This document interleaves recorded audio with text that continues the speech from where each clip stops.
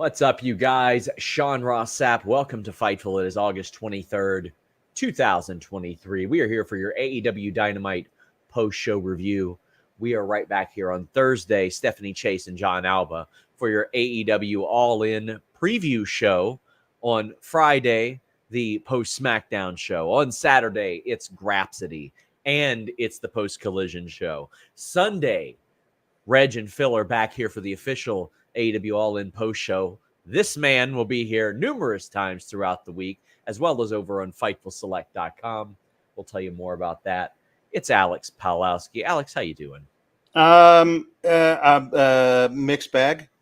But overall, I'm really excited to see what AEW is giving us at this monumental occasion, and I love seeing how much the wrestlers realize it's a monumental thing that they get to do, and I know they're going to go all out, no pun intended, at all in to give us the best possible show, and I'm very much looking forward to Sunday. Right off the top of the show, we want to send our condolences and our love to the family, the friends, the fans of Terry Funk. In my opinion, probably the most versatile performer that I have ever seen. And I had posted this on Twitter as well. Depending on what era you became a wrestling fan or what decade, you likely know Terry Funk for a completely different set of accolades, achievements, moments than someone of another generation. He had legendary matches with Harley Race and Ric Flair in the NWA. And before that, he had legendary empty arena matches in like Memphis with Jerry Lawler. And even before that or around that, you know what? He and his brother Dory had legendary matches as a tag team. And then he's like, you know what? I'm just going to go over to Japan and do some death matches. And those are also going to be legendary. I'm going to wrestle people like Hayabusa and Masato Tanaka. And then he's like, I'll do the Chainsaw Charlie thing. And hey, how about this? I'll lend ECW some credibility. And then I'll come back to WWE and help relaunch ECW. The career that this man had was second to none. It was historic. He was a crossover star as well, had success in acting. Alex, what are your memories of Terry Funk? I mean, I know him as the Deathmatch King, but he was so much more than that. What I loved him for is that, and I retweeted this promo, and I'm so glad I just happened to see it on the timeline. Otherwise, I'm going to have to go looking for it, because I saw this several years ago. I was like, man, that's a performer.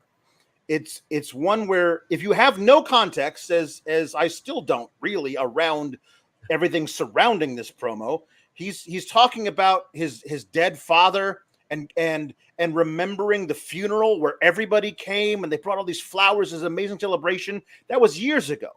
But recently I went to visit his grave and there was nothing there but me and the Texas wind. And I looked down at his headstone and it said F-U-N-K Funk. And I said, I am going to make sure, I promised the heavens that I would make sure my father's name lived on as the name in professional wrestling forever. And if I have to stomp Steamboat's little pig-nosed kid, then I'm going to do that. And I was like, you went from the most sympathetic babyface thing about my dead dad and making a promise to God that you were going to honor him to stomping a man's small child in the head. And he did it like that. That's a performer. I am far more crass. And one of my favorite promos of his is, your mother's a whore. As well as, Foley, if I had a head like yours, I'd have it circumcised. That's true. Fantastic. Rest in peace, Terry Funk. I did a short podcast on this earlier here on the channel. We're going to obviously continue to talk about Terry Funk and the memories that you guys have about him throughout the night.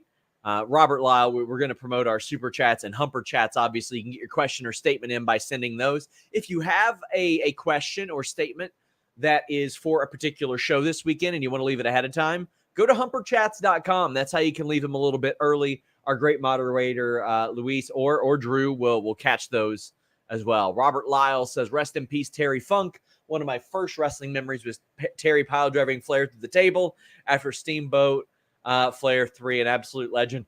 On the table, basically. Yes, not through, on. Not through, on, and then they fell off the table. Oh, classic, man. Classic. That was Ric Flair at some of his best, like a toned down best, but Terry Funk just at his best as well. Just very, very great stuff. The Book of Rob says, first and foremost, R.I.P. Terry Funk, absolute legends, or absolute legend. SRS, safe travels to you and everyone else heading across the pond. I fly out tomorrow. London, Paris, Chicago.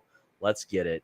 Wow. It says, shout out to the awesome Rev Pro show on Saturday also. Thank you to everyone at Fightful. Might end up going to that. I'm going to see how I feel. I am not planning on getting off of Eastern time the 2 nights I'm there. I'm just going to stay on Eastern time and just, yeah. We've also got Ronald Hollick saying, R.I.P. Terry Funk, as Eddie Kingston speaks, the GOAT, Terry Funk versus Junkyard Dog was the first match I watched, Saturday night's main event, November 2nd, 85. That's another thing about Terry Funk. It's like NWA, WWF, WWE era, right? ECW, the WCW or the WWE version of ECW.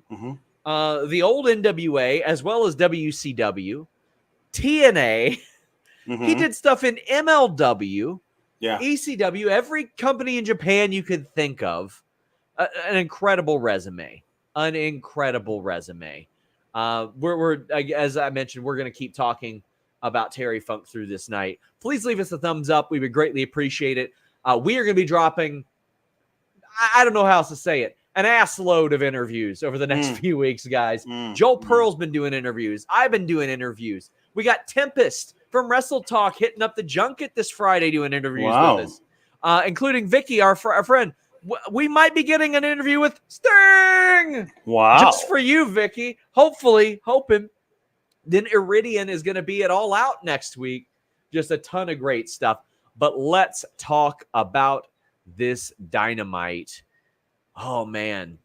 The Elite are set to face Juice Robinson and the Guns, but Rick Knox got KTFO'd, and this turns into a big skirmish, which, Alex, I am actually more partial to, because I don't want to see Bullet Club Gold versus Bullet Club Elite blown off just in a random match before All In. To me, there is an incredible amount of story here, and one of the things that I think needs to be put forth is, sure, the Elite helped build AEW.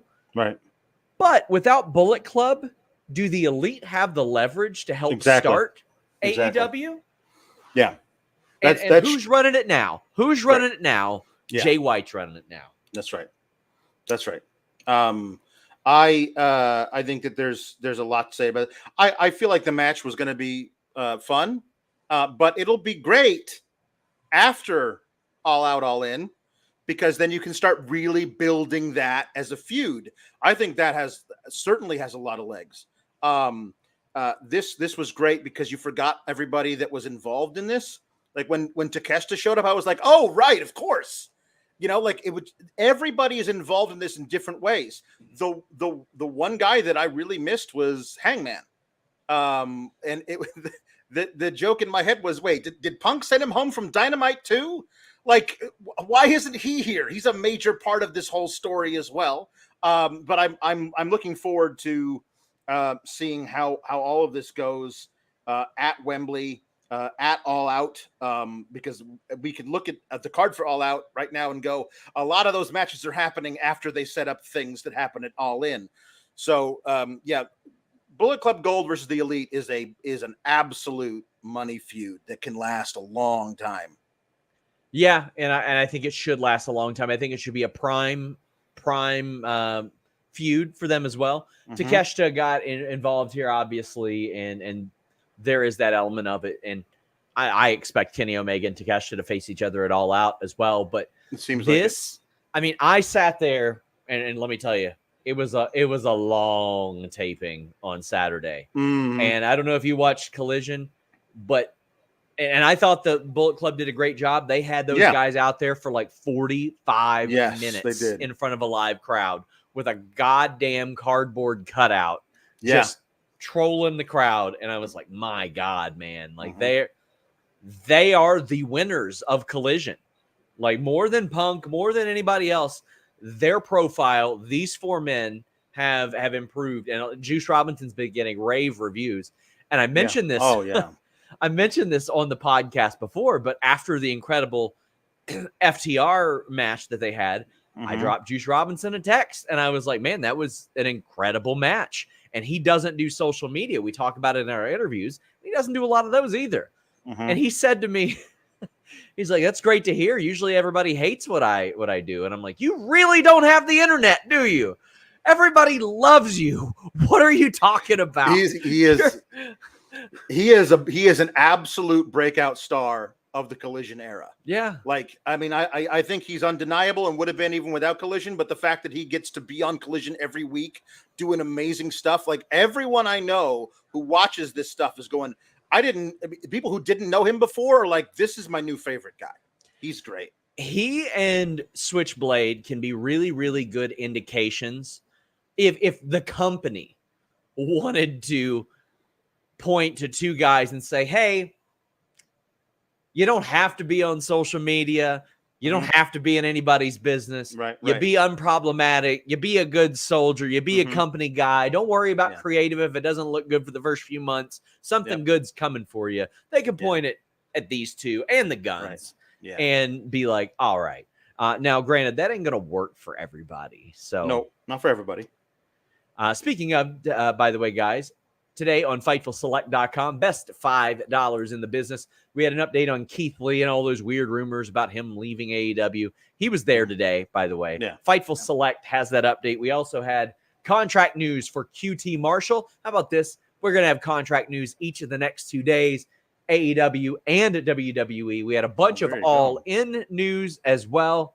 Updates on PAC, updates on Saraya and a bunch of other people, betting odds, as well as the list goes on. Jimmy Van doing the Q&A this week with Joel Pearl. I am submitting some questions or submitting some answers for questions that you guys have that are related to me because I will be traveling, but you'll be able to get that as well, guys. So check it out. FightfulSelect.com, best $5 in the business. Brent says, no juice, only the Bucks can hurt their Noxie. It's also true. Maddie Nice says, was Paige absent because Punk was there?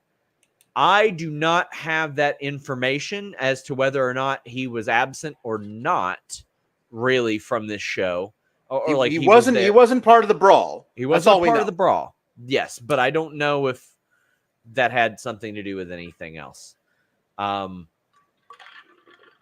But we got Miguel Ortiz saying, Chainsaw Charlie was my first introduction to Terry Funk when both he and Mick Foley got tossed by the Outlaws in a dumpster, then off the stage. R.I.P. It is wild to me. Like, there's a whole lot of people that their first introduction to him was Chainsaw Charlie or The Stalker for Barry Windham or Who for Jim the Anvil Neidhart or Freddie Joe Floyd for Tracy Smothers. Yeah. Like that's just the way that it works. Yeah. Sawyer says, love watching clips of Terry Funk versus Stan Hansen vintage sirloin beef sons of bitches matchup. R.I.P. Texas Bronco. Do Mox or Eddie do a tribute to him Sunday? I would imagine you're going to see a whole lot of tributes to him Sunday. You're going to see some step over toe holds. You're going to see some half-ass moonsaults. You're going to see some really beautiful things. You're going to see somebody call somebody's mother a whore. Oh, sure. You're going to see it. If this becomes a Terry Funk tribute show, I'm fine with that. Yeah. I love that. Again, one of the most versatile performers that you will ever see. Grayman Media says, do you see AEW doing a Texas Funk or Terry Funk Memorial Texas death match between Kingston and Moxley? Yes, I absolutely do. Yeah, I think that when they're in Texas next time, those two will want to do something like that. Yeah. Do you see MJF becoming the new leader of OGK? No. I see Adam Cole rejoining with his buddies, maybe. we're going to see how that works out, and we'll talk more about it later. But Coy Stalling says, Saturday, the way Juice chased the boys was crazy hilarious. I popped waving his hands in the air. It was gold. Congrats to the boys. Brent and Brandon Tate, they re-signed with AEW today. FightfulSelect.com, best $5 in the business. Confirmed that negotiations have been going on the last couple of weeks there. Mm-hmm. We had another FightfulSelect.com story confirmed right here. So on the media call Tuesday, Alex, Tony Khan, I'm sure he didn't mean to send me down this track, but he's the one who got me the information by saying there are going to be some changes to AEW All In.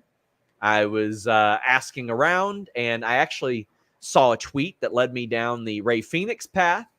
And the bottom line is Rey Fenix has visa hurdles and stuff like that, and is not, I don't think he's traveling out of the country right now. I don't think he would have been able to compete in the States had he done that. But from what I understand, they always knew he wasn't going to be available for this.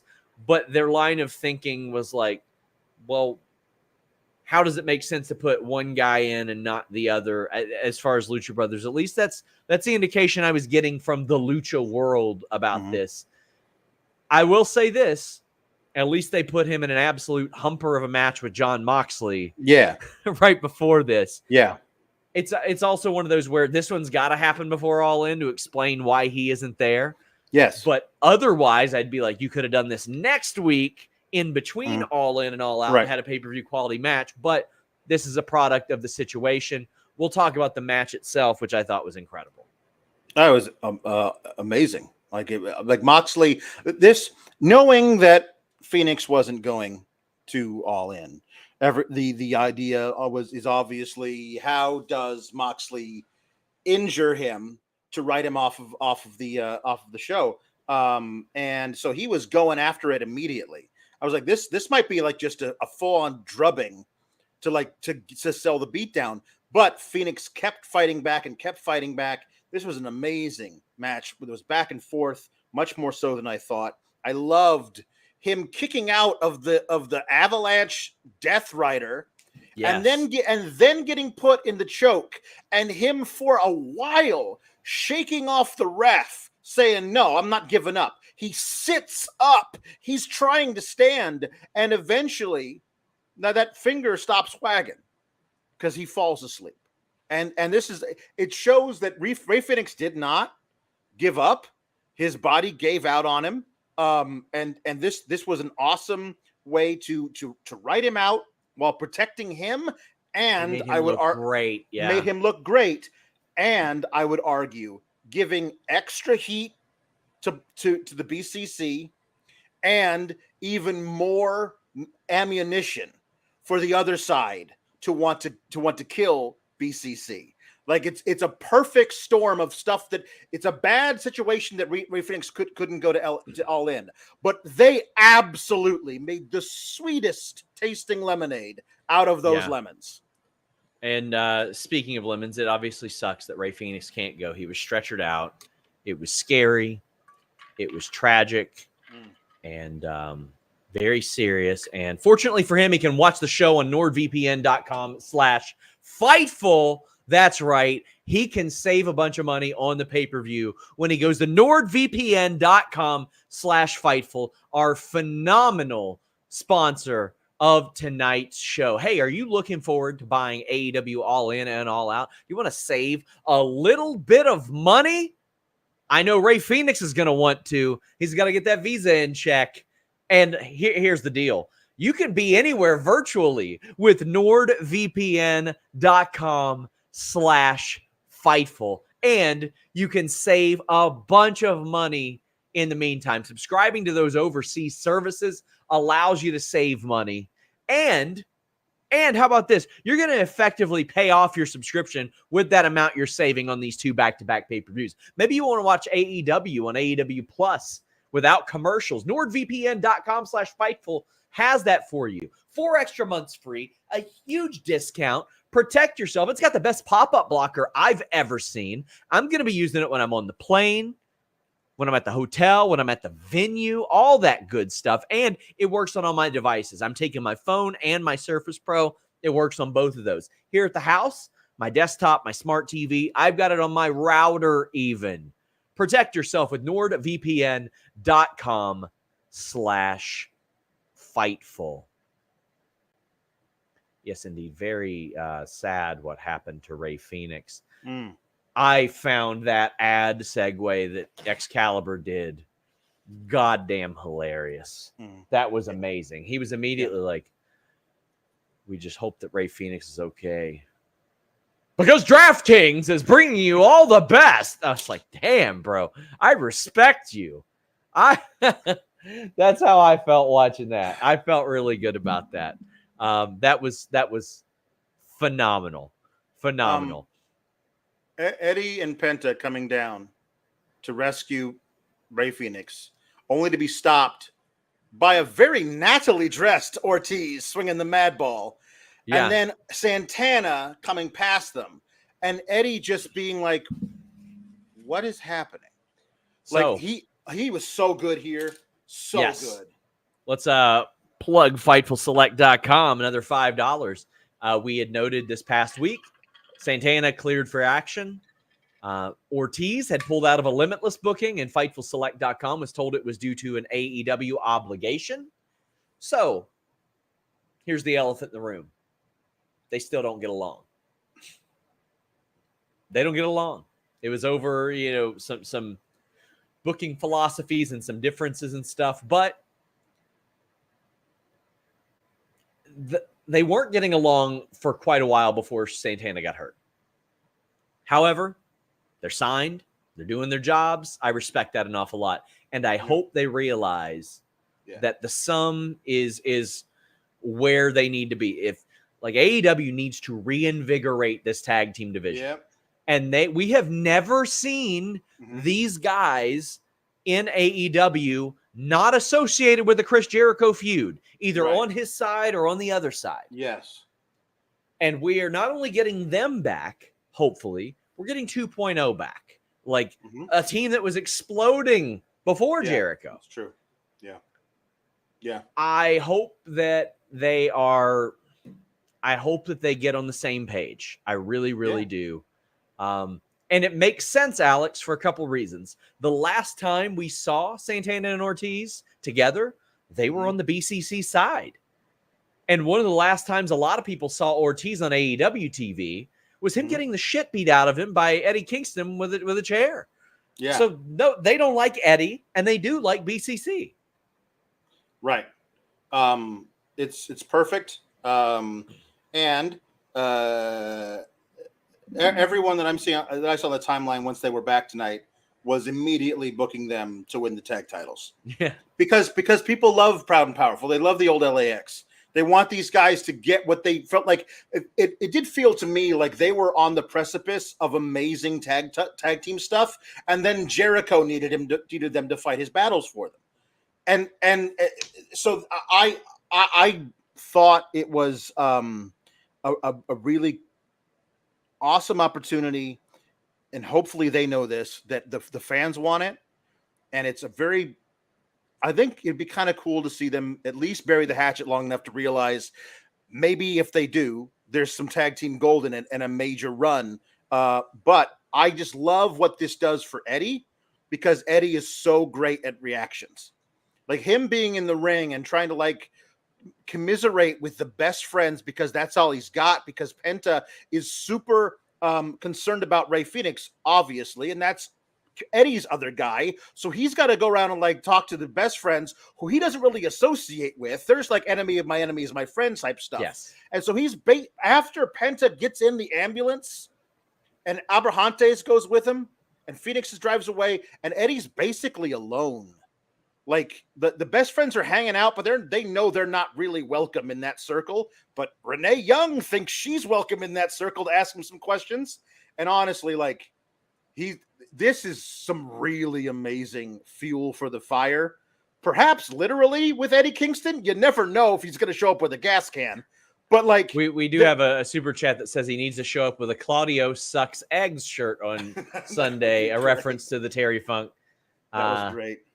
Dusty Sucks Egg shirt. Yeah. I think that there's a really awesome opportunity for Eddie to ride this. He feels like I think he knows why Ortiz is turning on him, and he feels like, damn, I screwed up. But still, this is the absolute wrong time to be doing this, dude.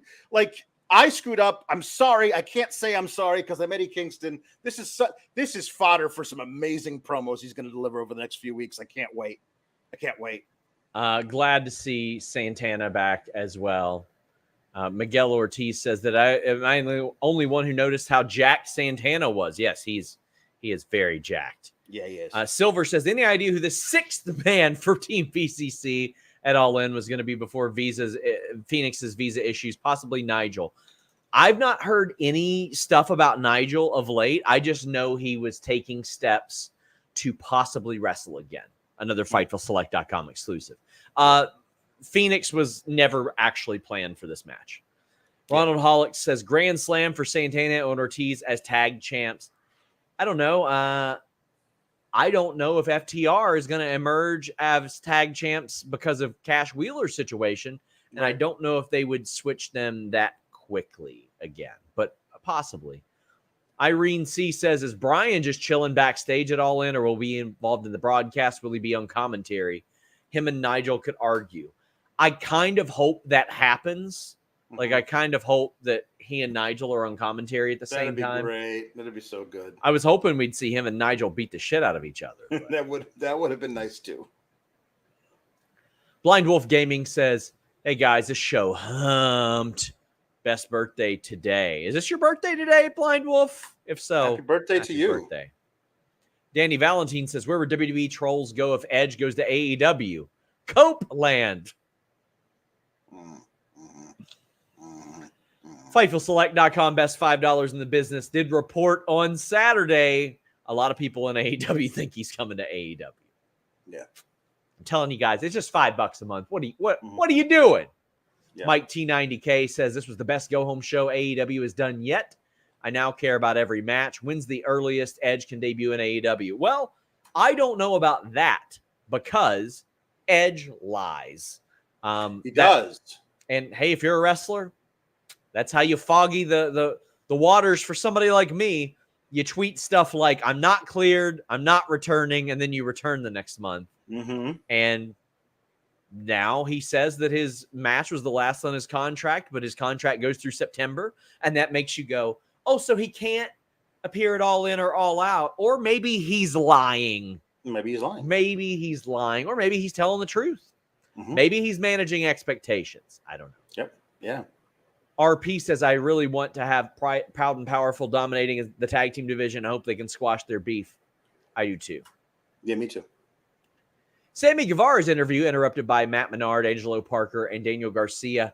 I really like Garcia, Parker, and Menard, like, just as their own thing. Like, I look at that and I'm like, them as a trio is like shit. They were their own thing before the chaos. And it's I love that they just gravitated back to that, because why wouldn't they? They came into the Jericho Appreciation Society together, so they're going to leave together because there's no beef between them. I think that's great, and I also love that Daddy Magic is on the right side of things here, reminding Sammy Guevara that Jericho was taking the offer. He was going to join. It was only for that stupid painting that they jumped him. Like, otherwise he'd be a part of this team full of scumbags. Why don't you recognize that also makes him a scumbag? Yeah. And Sammy Guevara with some pablum about, well, when your friends are wrong, that's when you got to stick by them the most. And I don't usually, shouldn't you stick by your friends when they're right the most? I don't know. That's not weird. When they're wrong in like the face of being right. No. Yeah. James Stalling says, what percentage chance Edge goes to AEW now? I'm going to say 50-50. Tony will pay him. Tony will pay him. And also, Tony will pay for a song, whether it's Rob Zombie or Alter Bridge. I mean, here's the reality. I don't know what kind of license WWE might have on that song, but Alter Bridge has like 80 other songs you can pick from. Yes, it's true. And then Rob Zombie's song is out there too. He could use Never Gonna Stop as well. Yeah. Brie Marie says, gotta say, haven't been the biggest AEW fan, but damn, that was an awesome show. Made me excited to see the pay-per-view. I thought tonight was a fantastic, like all in all, go-home show. And part of that reason was what we're about to talk about, Alex. Yeah. Your boy, Mm-hmm. Chris Jericho, is out for a contract signing, and this is one of my favorite contract signings I've seen in a long-ass time. Will Ospreay is out there, and he's cutting through the shit, Alex. Yes, he is. Yes, he is. And I love that he said what's on a lot of people's mind there. He was like, this is just an excuse for you to perform with your crappy little band in front of 80,000 people because you know you won't ever get to other than that. Yeah. And I love that because that is a legitimate thing where people are like, okay. Yes. And for Will Ospreay, he says, you know what this is to me? This is a chance to put my kid through school and take care of him and to show everybody why they should be paying me millions of dollars when my contract is up in 6 months, as reported by FightfulSelect.com, best $5 in the business. Yes. And then Jericho was like, you wouldn't even be in this position to make millions of dollars if it weren't for me. That's because all the dirt. Yeah, exactly. Because he's like, he's taking credit for it. Jericho is very much a heel here. He is such a heel here. He is such a heel here. Yes. He's taking credit for Ospreay even getting this far, even though Ospreay was very clearly on that road anyway. Yeah. He's like, if I wouldn't have called you, you'd probably be paralyzed like Dynamite Kid. I'm like, Jericho. And he's complaining about what all the people online say. And I'm like, maybe they're right.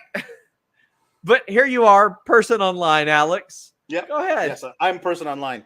Jericho was lying through this entire thing, taking credit where he is. Like, I mean, whether or not he is lying. Like, there's zero chance that Will Ospreay, all I got to do is watch him have one match and think that like anybody else is responsible for him being here other than that otherworldly talent that he has. Also, the idea that if I hadn't called you, if I had found your number and cold called you and told you to knock off the flippy stuff, you'd be in a wheelchair right now. Now you've got to go out there and prove that you can beat Chris Jericho. Will Ospreay could beat Chris Jericho on Sunday while in a wheelchair. That's how much better Will Ospreay is as a wrestler than today's version of Chris Jericho. Now, Chris Jericho is going to do all kinds of smoke and mirrors to make the match look really good. But Will Ospreay is on another level. Like, all you got to do is watch that match at Forbidden Door with Kenny Omega. Will Ospreay, if you said to me he's the best in the world right now, I have no arguments against it. So, like, I think that there's a really cool thing here of Ospreay to saying, you are another person on the list that if I beat that person, I get paid a bunch of money to do it. And that's what I'm doing this for. He says, I'm working in Indy the day before All In because I get as many dates as I can to put my stepson through school. By the way, what a great stepdad that he's not his own kid, his stepkid. He has all of this that he's putting his body through for his stepkid. Now that's a good stepdad. I agree. Will Ospreay's the baby face. Grayman says, SRS, why aren't we seeing Willie Goat versus Sexy Sammy G? Because Sammy isn't booked on that level right now. Ospreay becoming one of the best promos in wrestling before our eyes. Yeah, it really hit me, the presser, the New Japan presser last year. He's one of my favorite people to interview. And he'll say, if you ask him, he'll be like, that's because you always get me to say shit that gets me in trouble. Right. I'm like, well, I think we have very good interviews. He's a lot like Jericho, but he's not Jericho. He's a lot like Omega, but Omega is always working. Yes. And Ospreay is always serious, but they are always going towards the same goal, which is their match. That's so right. Kenny Omega will completely troll Will Ospreay about things that he doesn't really believe. Will Ospreay will then get emotional and say things that absolutely make sense, but that he really feels about Kenny Omega. It's two people I love doing media with. Yeah. We got JP saying Alex had to like Jericho Ospreay. It was amazing. I think Sammy is turning and joining the DCF. I kind of want to see Sammy away from a stable, but also, I don't know. I think that him with Don Callis would be the right kind of heat. And it would actually be the right kind of Swerve. Because he's the only guy who's had Jericho's back this whole time. But Jericho still, like if you notice, like Jericho, for no real reason, takes his jacket off before he signs the thing and he hands it to Sammy Guevara like he's his valet. Like there's a lot of really subtle things that he's never viewed Sammy Guevara as anything more than like a baby brother. Like he's never viewed him as an equal. He's always viewed him as like this kid who can like go get me coffee. So like if Don Callis could easily cut a promo about how all I had to do was talk to your boy Sammy Guevara for 5 minutes and he was ready to kick your ass because you've been treating him like dog shit, the same way you treat everybody like this. Like there's an easy path to it. I don't know if they're going to do it, but there's an easy path to get there. We have Dante V saying Alex is going to be grasping at straws, looking for something to hate in the contract signing. That was amazing. Well, I'll ask you this. Yeah. If you look at it the way that I also look at it, Will's the baby face. Right. Well, he'll for sure be the baby face in front of that crowd on Sunday. Did you enjoy it with Jericho just lying through his teeth because he's the heel? Sure. There you go. That's good. That's good heel work. The problem is that the crowd tonight thought Jericho was the baby face and he was working heel. So we'll see after everybody's done singing Judas on Sunday if they'll start booing him then. We'll see. Irene says Ospreay says he wants to stay with New Japan and doesn't want to live in the U.S., but he mentions his contract on AEW TV and has a tons of AEW feuds available. I can tell you that based on the stuff that I've heard, he is open to a lot more options than he said that he was fairly recently. So I think that he's very, very open to a lot of things. Yeah. Mike T90K says, shout out to Renee Paquette for dominating the whole show, the real MVP tonight. So let's talk about that, because after the big beatdown that got mentioned earlier, Renee is backstage trying to interview Eddie Kingston. And Renee's out there looking like me answering for Jeremy Lambert's headlines. She's like, I didn't do it. I didn't do it. It wasn't me. And Eddie's like, this is your husband. All right. Well, you got to deal with the consequences now, too. But before, when she was like, as Renee Paquette, the person, not the interviewer, told Eddie, I don't care. Fix it. Fix it. I don't want him coming home with grumbling to me about the two of you. You fix it. And tonight, months later, Eddie, the GOAT, calls back to that little spot. He's like, you want me to fix it? I'm going to fix it in London. I'm going to fix it. You see what happens when I fix it. Oh, Eddie is always at least like 20% shooting. That's what I love about it. A lot of times it's like 95% shooting, but he's always got part of it there, and I'm really, really excited for this. FTR face-to-face interview with the Young Bucks. So Jay says Dax mentioning his wife, daughter, legacy, and love of wrestling is a cute babyface move the first time, even the second and third, but he's officially become the most repetitive promo in all of AEW, and MJF and Bucks have cooked him for it. So that was something that I kind of liked. And you know what? Dax knows how often he does that stuff. So I'm sure Dax was okay with this to build the heat.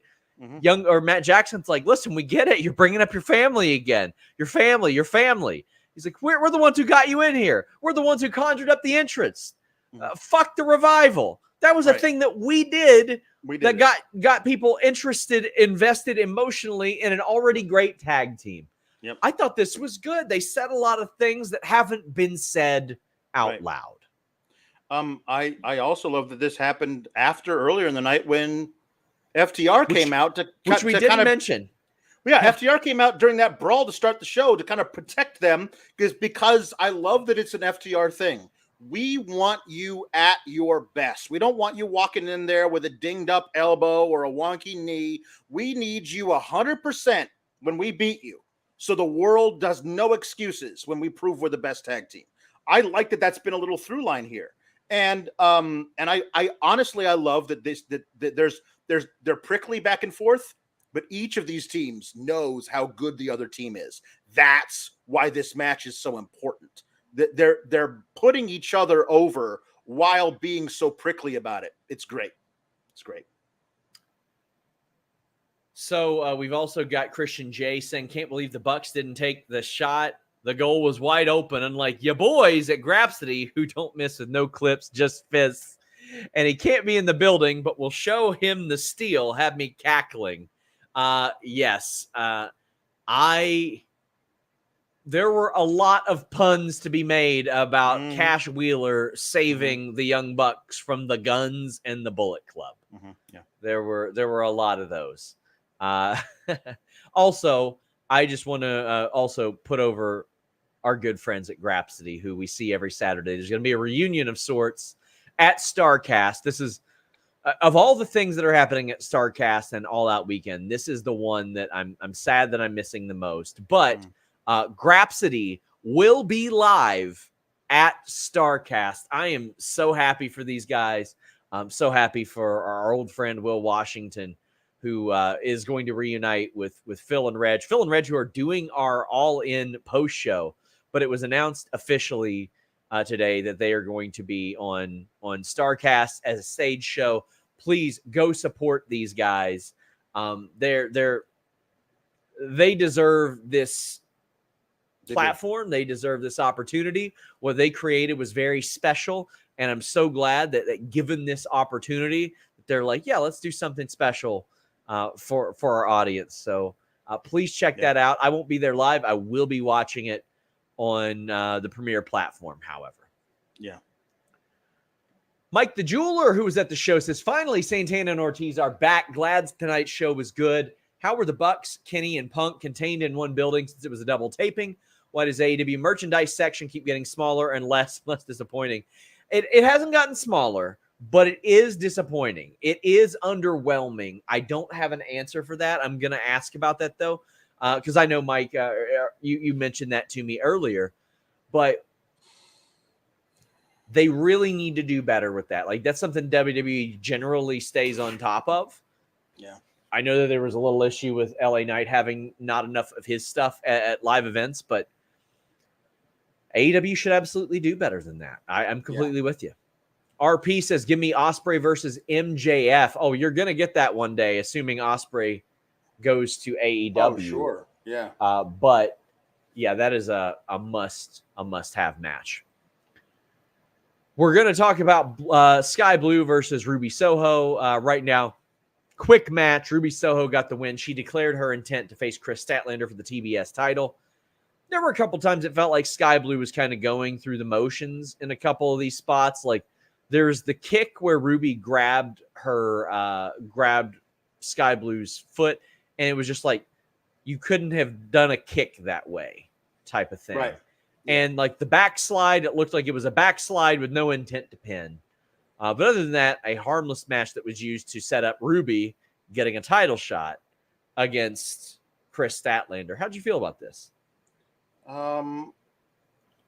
This is the first we're seeing of Ruby targeting Chris Statlander. Yeah, like it number one women's match on All In, even though there's 4 women in it, feels really bad. And at All Out, if it's Statlander versus Ruby Soho, you've done nothing except for Ruby talking to the camera after beating Skye Blue to build to that match. When we've been doing all this stuff with Statlander and Willow and Mercedes Martinez and Diamante, like it felt like there was something there. Like certainly you could do like Willow has been working on Chris Statlander's side, but Mercedes is still the number one contender. Oh, we got a triple threat. We figured out a triple threat, and now Statlander has to worry about whether or not Willow is, because Willow. There's a lot of stuff you could do with the program they've been running on Collision for weeks to just like say, oh, now Ruby Soho's got a match feels cheap. I'm with you. I am with you there. So, whew. Also, we had an AEW Women's Title preview. That makes sense. LaRon Ford says they've done absolutely nothing to build Ruby versus Statlander. This makes no sense whatsoever. It is just kind of Ruby calling her shot, which you should call your shots with titles. Right. I think you should declare your intent. You should want to do that. This can be building it. I know that some people are like, well, why are they even facing each other? Sometimes the title is enough of a reason. Right. But you do want to develop some underlying issues there. If you want to add Ruby into the whole Chris, Mercedes, Willow thing and do your own fatal 4-way it all out with those four, I'd be all about it. Let's make that happen. Darby Allin and Nick Wayne defeat Swerve and AR Fox. Now, I got progressively more confused as this all went on. Yes. With very little answer. Basically, it ends with Nick Wayne pinning AR Fox. And I went, why are you pinning AR Fox? He is in this match on Saturday. I figured Nick Wayne was going to get the pin. However, AR Fox is not in the match at all. And we got Mr. Showtime saying, and we're going to try to have Luis separate the criticisms of the AR Fox move. But Mr. Showtime says, she's all I want, and I've waited for so long. I know it might be wrong, but I'm in love with Nick Wayne's mom. Nick Wayne's mom has got it going on.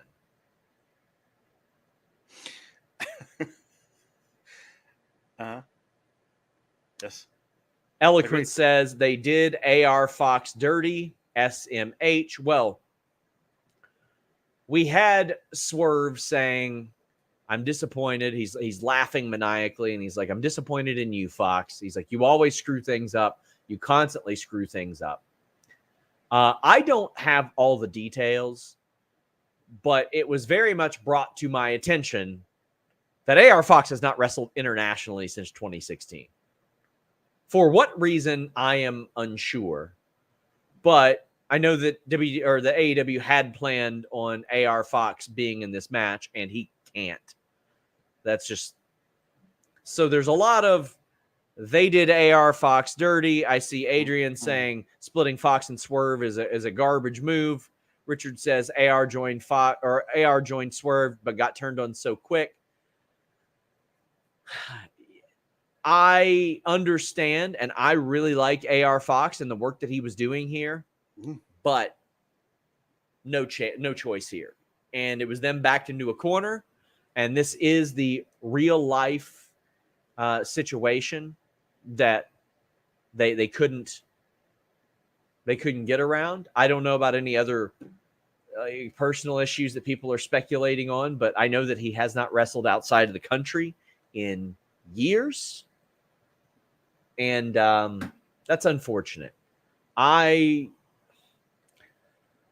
really wanted to see AR Fox in this spot with Sting. Me, I mean, this has got to be gutting. There's got to be gutting for him. But if it is an issue in which involves leaving the country, well, it is not a coincidence that he has not wrestled outside of the country since 2016. Right. Yeah. It couldn't have been something he didn't know about. So, Brian Cage attacks, and then Darby's like, who do you have? Who do you have? And I'm sitting there like, Brian Cage, very fucking clearly. Yes. And then Christian and Luchasaurus come out, and I'm like, two of them? Which one? Because we got the chicken shit heel and the guy that does all the work for him. And then they didn't tell us who was in the match. They did by the end of the night. But not right then. Not right then. They did not. I was like, which one's in this damn match? Yeah. So as this segment was going on, I was like, which one is in the match? Fortunately, later on, we learned it is Christian Cage, who does have history with Sting as well. Oh, yeah. TNA history with Sting especially. And he did the thing, Alex. Mm-hmm. Yes, he did. He said, Nick Wayne, I understand you have a father and he is dead.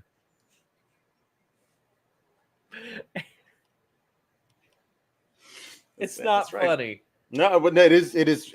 If Christian said it just like that, which makes it hilarious. Nick Wayne's just sitting in the ring doing this. No. Your father isn't dead? No, your father is definitely dead. He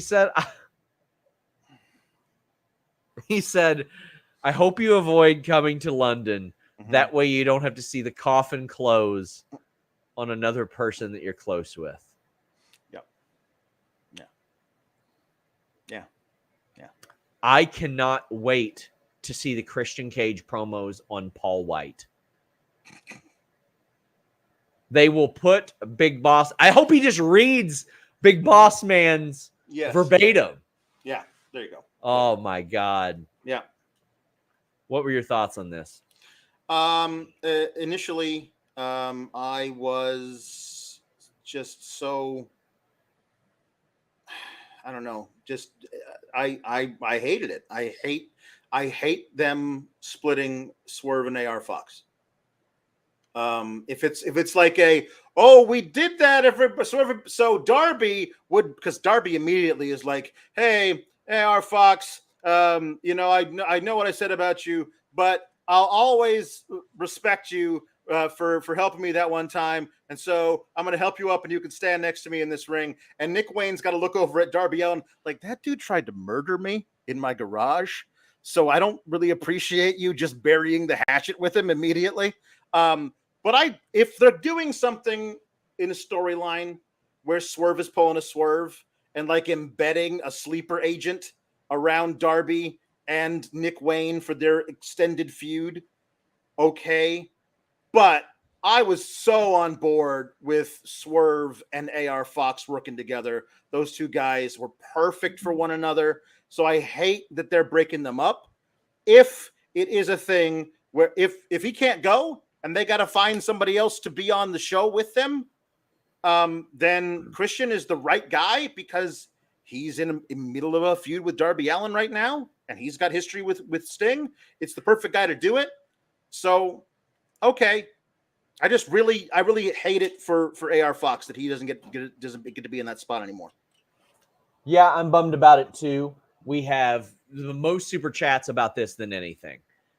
Brent Lockman says Nick Wayne probably should not be okay with Darby just forgiving Fox that quickly. Completely agree. That was something I completely left out. Darby's like, I don't care what you did. I love you, man. No, there were other ways to do this. Yep. Swerve could just be like, you're out. You're out of the match. You're on the bench. You're going to have to sit back and learn. Sure. We didn't need a full turn. You could have just ran that back. We didn't need to jump him out of the gang. We're like, but we needed resolution on this, and we haven't gotten resolution on Swerve and Keith Lee. They had to finish that off tonight. Thank you. What are you talking? I don't get it. Yeah. Matthew Hook says Christian is the best heel going, and it's not close. JP says, do you think they put Cage in because he's considered a safe worker for Sting? I think they put Christian in because he's considered probably one of the better draws that they have that isn't booked on the show. Oh yeah, and also if we are getting Mr. Copeland in the fold pretty soon, you want Christian out there doing as much as possible, because the obvious pairing, whether or not they're aligned or facing each other, is going to be Christian for if Edge shows up. So it'd be a pretty cool thing to see Christian out there when Edge pops up. Tony Miller says Darby pulling a Sting and immediately trusting and accepting someone that turned on him not even a month ago. I hope that bites him in the ass. Oh my God. I learned it from watching you. I learned it from watching you. And you just cut back to see Lex Luger shaking his head at a screen. My God. Adrian says, I don't think they needed to split them up, though. I'm with you, Adrian. I'm with you. Yeah. James Stalling says Nick Wayne has so much potential. It's crazy. Oh, yeah. And like, it's so funny because I'll see people that be like, oh, he's a string bean. Okay, go look at Tyler Black's ROH work. Mm-hmm. Go look at Bryan Danielson in ROH compared to WWE. You fill out as you get older. That's part of the journey. Mm-hmm. Yep. Black Phoenix brand says pretty hot Dynamite called Santana and Ortiz as a part of Team BCC. Still have no idea what's going to happen with Cole and MJF. Jericho promo and Osprey promo was, does Sammy join the Callis family? I think so. Says, why did they have to split Fox and Swerve? They were gold together. I agree. I think that just saying you're benched and you're going to ride the pine, and he could make some little comment like you have been. Right. Like, you've been riding the pine most of your career. You're riding the pine on Sunday. You're staying here. We'll talk about this when I get back, but I'm very disappointed in you. Like make Swerve into like the taskmaster leader of them. If you screw up on his watch, he does not take kindly to you. And then it's a perfect opportunity for AR Fox to get back into Swerve's good graces after All In, All Out, and then they can be back on the same page together. Jumping him out of the gang felt really too fast. And Prince Nana bumping into Swerve and him being like, get out of my way! Was great.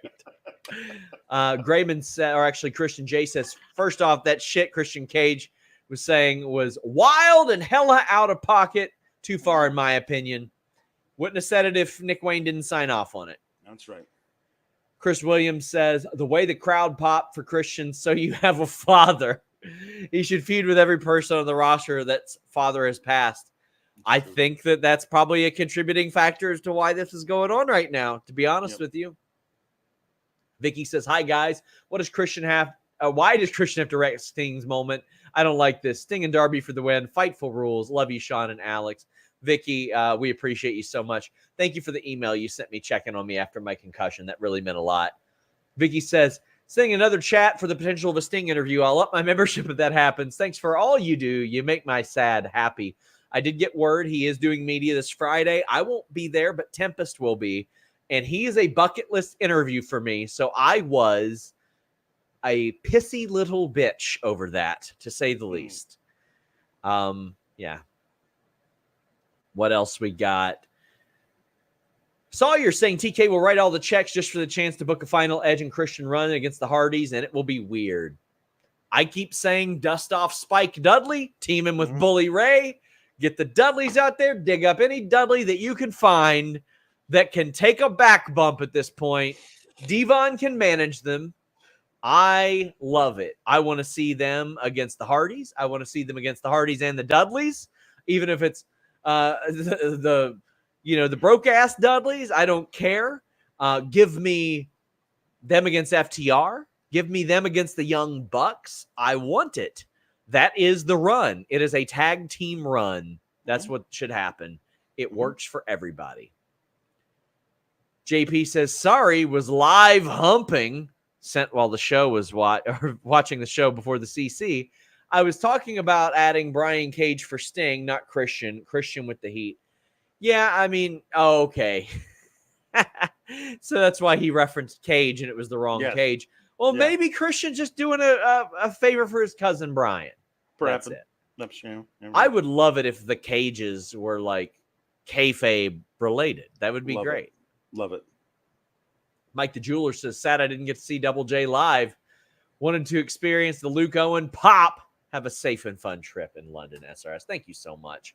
We are heading down the home stretch, guys. Get in your super chats and humper chats like Grayman Media. Says, anything British food you're looking to nibble on this Sunday? No, not really. I spent a week in London last month. I would love some shepherd's pie there, honestly, like some good British shepherd's pie, but it's not on as many menus as I think, unless they just call it something different over there. But I couldn't find as many on the menu. I don't know what will be on a lot of the menus out towards Wembley where I'm staying. So we'll see. Grayman also says, how have the anti-AEW-ites taken to the ADK news? Will the pay-per-view be on 8 p.m. London or US? It won't be 8 p.m. US. It'll be live in the US. Yeah, it'll be much earlier here in the States. House of Black promo, and it's interrupted by the Acclaim calling out House of Black, and then we get Billy Gunn returning and running off the House of Black.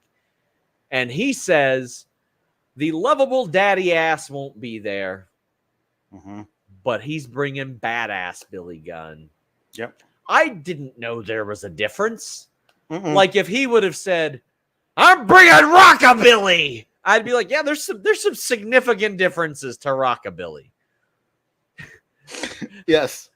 I didn't know there was like a significant difference between Daddy Ass, Mr. Ass, Badass Billy Gunn, the one Billy Gunn. You know, when he was with Chuck. Smoking Guns Billy. Smoking Guns Billy, there were some differences there, yeah. Yeah, yeah. But like when he was with Chuck, that was quite different, to say the least. What was it? Kip James and the Voodoo Kin Mafia. There were some differences there, for sure. I didn't know there was a big difference here, but I have spoken on my affection of Billy Gunn and his work, and I'm happy he's going to get this moment because there are a lot of big moments that I think that he missed out on that he probably should have gotten, and I'm glad he'll get this one. Yes, I think it's great for him he would get this moment. I think the Acclaimed have proven over the past year and a half, even longer, that they are absolute mainstays and will always be over. They are a major part of AEW's first few years, and so they should absolutely be on this card. And they are doing a great story for Billy Gunn and the Acclaimed. And also, I love the House of Black. I don't want their reign to end, and I am convinced that there's no way you do this story and this match in this setting unless you're going to have the Acclaimed and Daddy Ass, the one Billy Gunn, go over. So it's hard for me. It's hard for me to. I have both things. I think it's great that they have this match and they're in it. I just don't want them to win it. Zach Barber says, "Poor Alex. He's going to be the only one booing when badass Billy Gunn and the Acclaim beat the House of Black and 80,000 people lose their minds." Oh my God. Can't wait for it. I'll be there live just for the spectacle. We have Renee Paquette speaking with MJF and Adam Cole separately. They go through the moments that MJF looked like he was going to attack Adam Cole and vice versa. And MJF is very cool, calm, and collected about it. He's like, "This is the first time I've ever had a friend." And he's like, "I'm not trying to work you guys," and all that stuff. He's like, "This is the first time I've had a friend. May the best man win," type of thing. Adam Cole loses his shit, which I think is projection. JP says Cole is turning based on the video packages. Yeah, I think everybody has waited for MJF to turn. And I think the right move is to turn Adam Cole. Like, people want to love MJF. Right. And I think that if anybody can pull off the "I am a lovable piece of shit" like Eddie Guerrero did, it is MJF. Right. So I think that's the way that this should go. And Elite Biscuit says Cole turning on MJF after the tag match, then cheating to win. And the main event is going to hit like crack in the 80s. Wow. Roddy telling us Cole is fake. Do you think that Roddy will side with Cole, or it'll be I'll give you a good example. One of the most underrated stories was like, God, I can't remember who all was involved in it, but I felt like it was like Nash and Samoa Joe and the Pope when Hogan and Bischoff came into TNA in Power. And they looked like heels forever. And they're like, Hogan's a piece of shit. He's trash. He's garbage. He's a politicker. And Hogan was a babyface on screen. And then they turned Hogan and Bischoff. And they're like, "We told you the whole time. We've been beating it over your head." I thought that was really good stuff. Do you think that's what Roderick Strong is doing, or do you think that he's in cahoots? Oh, he's absolutely cahoots. If Adam Cole turns heel, it'll be with the help of the Kingdom and Roderick Strong. I'm still not convinced that he is, because I think the real tragedy of MJF is that this is his first friend that he's ever had. And the reason that he can't keep a real friend and has ever been able to have a real friend is because he won't allow himself to be loved. Yeah. He pushes people away. He makes sure that you hate him because he can't stand the idea of being rejected or turned on by somebody else. So he's always got to do it first. I think that's the big tragic flaw of MJF. So I think that they're setting up MJF being like, hey, I'm not working, you guys, but we all know that MJF is a liar. So, but Adam Cole being angry about everything is, I think, to throw you off the scent of the obvious thing, which is that MJF turns. I don't know that he will, but I feel like that is a thing that they may be doing right now.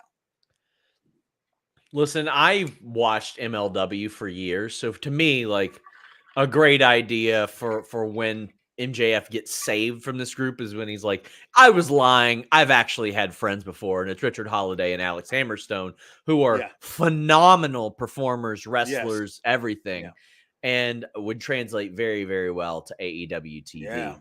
Yeah. JP says it's a bad business decision to break up Better Than You, baby. The pop they get on crowd reactions is amazing. They need to ride this pair for a while, but they won't, and that's upsetting.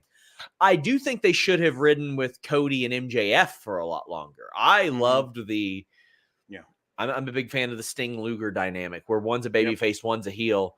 And I think that's great. I think there's a winner of a team somewhere extended where that's their whole thing. One's a heel, one's a face, and one's either oblivious to it or he's just like, tough shit. He might be an asshole to you guys, but I like him. Yeah. Eloquent asks, where did Andrade disappear to? Just sidelined right now, unable to perform. ROH World Tag Team Championship, Aussie Open defeated the Hardys. A bit of an abrupt match. The Hardys been putting in some pretty good work lately. They've been having some good matches and all this stuff. You know, Aussie Open's going to win here.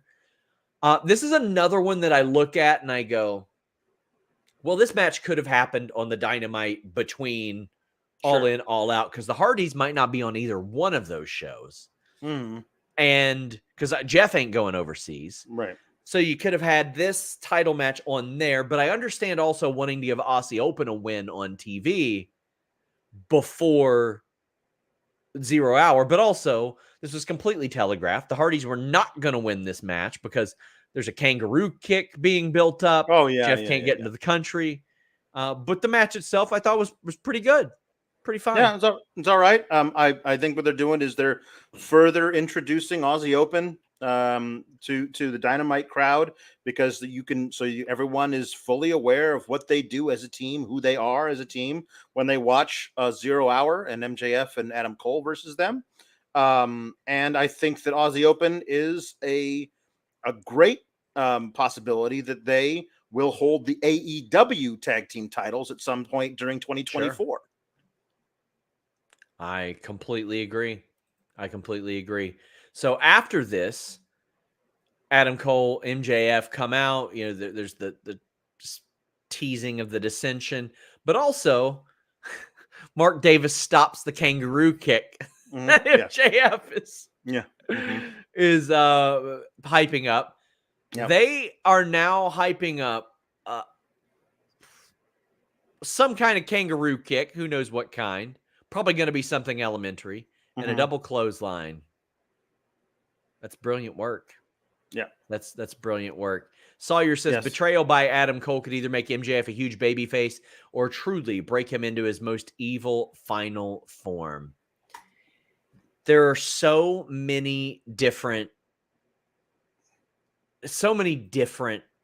elements and ways this could go, and I'm genuinely excited for it. Right. And I'm excited for you guys to check out all the great content we have this week. We had 2 interviews with Damian Sandow, Aaron Stevens this week. We've got Matt Cardona this weekend. We're going to have probably another AEW interview Friday or Saturday. We're going to have 2 or 3 more next week. We're going to double up on those. Thanks to NordVPN.com/Fightful for sponsoring those and allowing us to do those. But FightfulSelect.com, all the news you could possibly want. More exclusive news than anywhere over at FightfulSelect.com. And they're going to see this guy, Alex Pawlowski, over there several times. Tell him, Alex. We are going to be doing a Rampage watch-along while talking about SmackDown on Friday. Probably do something after Collision, just because it's leading into this thing. The tape to Collision for the first time during a Dynamite, so we'll see what that is. And then after All In, Kate and I will review that over on Fightful Select, then back again On Monday, on Fightful Select to review Raw. On Tuesday, we do the NXT review. So come check us out. Guys, I hope to see some of you in London this weekend. I get in Saturday morning.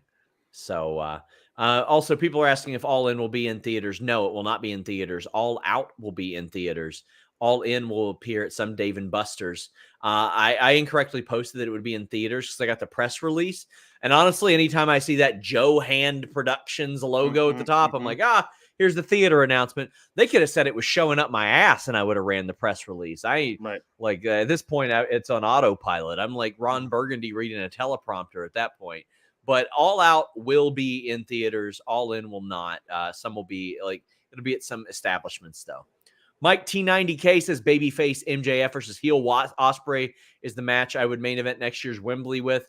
Let's hope they both sign with AEW next year. I think if he's mentioning it on TV this month much, I think MJF's probably staying. For Ospreay, everybody should be trying to get him. Yeah. Guys, thank you all so much. Please leave a thumbs up on this video. We're out.